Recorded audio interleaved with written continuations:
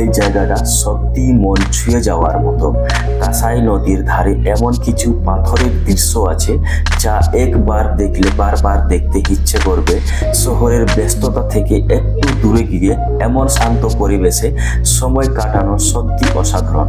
পুরো ভিডিওটা দেখো আর জানাবে কেমন লাগলো।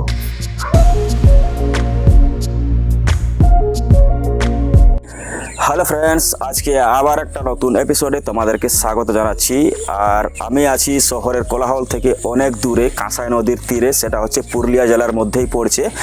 আর পুরো দেখতে পাচ্ছ জায়গাটা পুরো শান্ত পরিবেশ, শান্ত প্রকৃতি, ঠিক আছে। তো আমরা কাঁসাই নদীর কিছু কিছু ভালো অংশ দেখাবো তোমাদেরকে। কিছু কিছু জায়গা আছে যেটা হচ্ছে পাথরের সাথে যে জলের মিলবন্ধন, অসাধারণ দৃশ্য আছে, সেই দৃশ্যটাই তোমাদেরকে দেখাবো আর আমিও দেখবো। তো চলো আমরা যাই কাঁসাই নদীর যে দৃশ্যটা আছে, অসাধারণ দৃশ্য, সেই দৃশ্য তোমাদেরকে দেখাতে। এইমাত্র আমরা পৌঁছে গেলাম কাঁসাই নদীর ধারে। দেখতেই পাচ্ছ চারিদিকে শুধু প্রকৃতি আর শান্ত পরিবেশ। শহরের কোলাহল থেকে অনেক দূরে, এটা একদম পারফেক্ট একটা চিল করার জায়গা।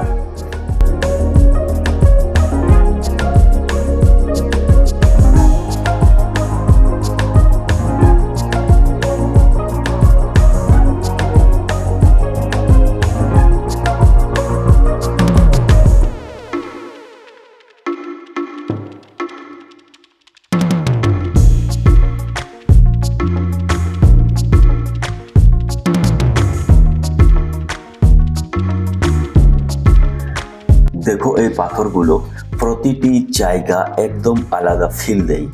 জলটা কিভাবে ধীরে ধীরে পাথরের উপর দিয়ে বয়ে যাচ্ছে, দেখলে মনটা একদম শান্ত হয়ে যায়।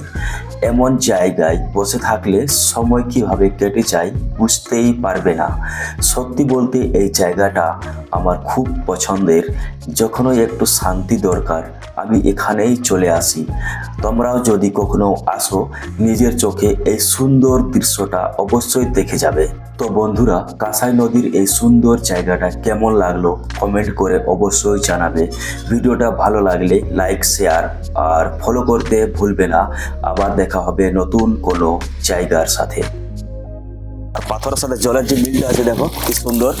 আর পাথরগুলো খুব মসৃণ আছে, একদম স্নান করতে এখন ভালো সুবিধা হয়। আর এখানে আমাদের গ্রামের লোক অনেক স্নান করতে আসে। আর জলটা কি পরিষ্কার আছে দেখো।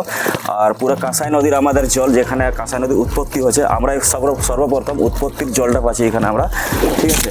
আর জলটা খুব ঠান্ডা আছে। আর এখন ব্যাপার হচ্ছে চৈত বৈশাখ মাস পৌঁছে গেছে, তার জন্য সেরকম জল আসছে নাই, কম জল আছে। আর গাছপালাগুলো দেখতে পাচ্ছে পুরো ঝরে গেছে গাছপালাগুলো, ঠিক আছে। তো এখানে শ্রাবণ মাসে অনেক ভালো গাছপালা পুরো সবুজ সবুজ দেখতে পাবে গোটাই। আর জলটা একটু বেশি ভাগ আসে, কিন্তু সেরকম এখন জল নাই, তবু দেখাচ্ছি।